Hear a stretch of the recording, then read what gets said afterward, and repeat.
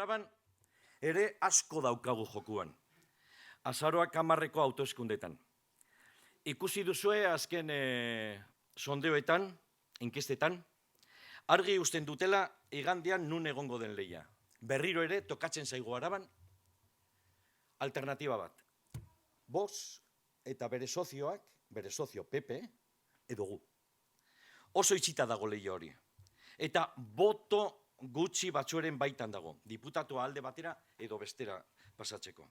Gauzak ordun argi daude. Arabarrek erabaki behar dugu edo EH Bildu edo PP bere bazkidekin. Frankoren herentzia politikoarekin hausteko soberanismoa da bide bakarra, independentismoa da bide bakarra. Eta berriz ere, orain dela urte batzuk bezala, Euskal Herria eta kasu honetan Katalunia ere, frankismoaren eta autoritarismoaren vanguardia izango gera. Horretarako ari gara lanean. Eta gaitasuna edukiko dugu, hori egiteko. Eta hauteskundea pasatzen direnean, gu garbi daukagu PSOE PP bilatuko duela, ero PP-ren bila jungo dela. Baina PSOEk berriz ere aukera bat izanen du. Zeren eta soberanismoa kongresoan indar nahikorik edukiko du balantza inklinatzeko. Soberanismoa kongresoan indar nahiko edukiko du balantza inklinatzeko.